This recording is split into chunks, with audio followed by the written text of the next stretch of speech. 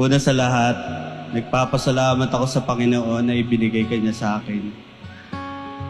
Ang isang biyaya na kagaya mo. Nagpapasalamat din ako kay Lord dahil tayo ay pinagtagpo ng tadhana. It was dark, streetlights threw shadows through the park.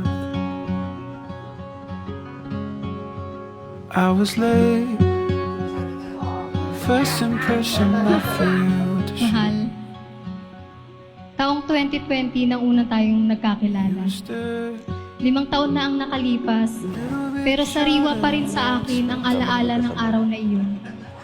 Naalala ko pa kung paano mo ako tinitigan at kung paano ako tumitig sa mga mata mo. Sa ilang segundong yon, parang huminto ang oras. At nung nakipagkamay ka sa akin, hindi mo lang alam, pero doon mo na rin hinawakan ang puso kong matagal nang naghihintay ng tamang tao. Hindi nyo alam, mga babayaran nyo to. Kay Lim! Sabi niya, sige na talaga karay ka. Mahal ko, nung unang beses na makita kita, alam ko na meron akong naramdaman na kakaiba.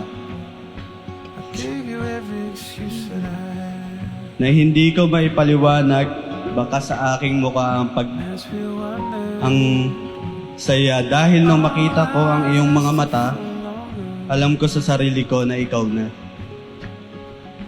Ang gusto ko makasama habang buhay.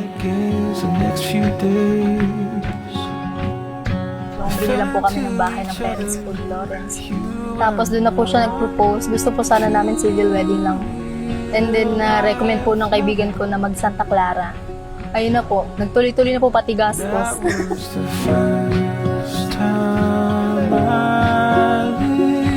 Pagdarasal namin na maging masagana kayo, maging mabiyaya kayo, at punong-puno ng pagmamahal sa inyong paglalakbay bilang mag-asawa.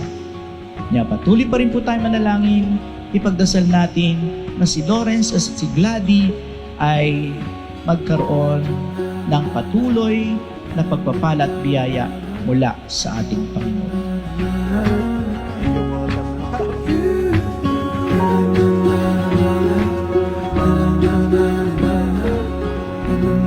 Sa buhay kong sanay na palaging matatag. Sanay na ako ang unang sumasalo dahil ako ang panganay. Ikaw ang nagturo sa akin na hindi pala nakakahiya maging mahina.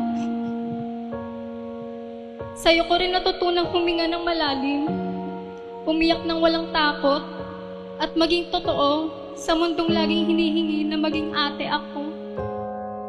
Kita ko ang lungkot sa iyong mga mata. Napilit mong tinatago nang kunwari siya. Naiintindihan kita, nasaktan ka nila. Ngunit ang pag-ibig ko sa'yo ay iba. Nilabas hindi lang. Babawiin lahat na Nagsilbi kang inspirasyon at gabay sa aking buhay. Ikaw ang nagbigay ngiti sa aking mga labi at sa aking puso. Grabe talaga ang tadhana sa simpleng wave lang sa social media. Nauwi sa habang buhay na pagmamahalan. Habang kita, alisin ang iyong takot at pag-aalala at pangako na di ka na mag-iisa. Sa mga yakap ko, alagaan ang puso mo. Ako ay magpapakabait. Ipaglalaba ka ng iyong mga damit. Magluluto ng paborito mong corned beef. Kasi ako lang ang corned beef lang ang kaya kong iluto.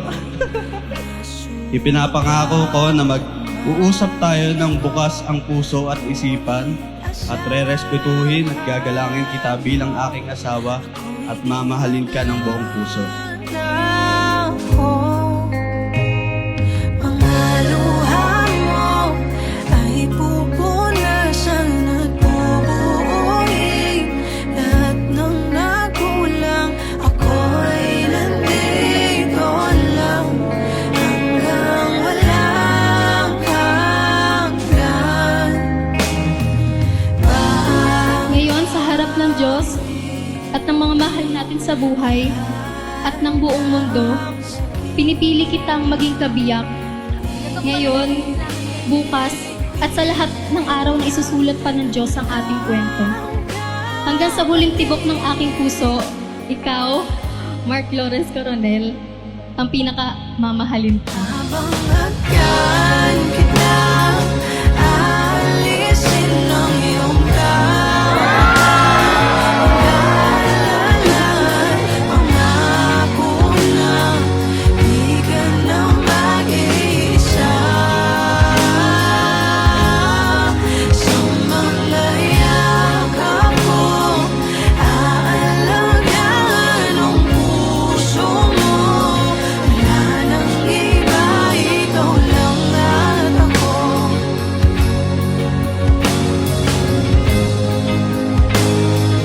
Tayo laban sa mundo. Ipinapangako ko sa iyo na ako ay mananatiling tapat sa hirap at ginawa, sa sakit at kalusugan, at hanggang sa huling aking hininga. Ikaw lang ang uuwian ko araw-araw at iingatan ko ang sarili ko at ang pamilya natin para sa iyo, mahal ko. Ikaw lang ang pipiliin kong makasama kahit na magunaw pa ang mundo. Ikaw at ikaw lang, mahal ko. Wala nang iba. Mahal na mahal kita.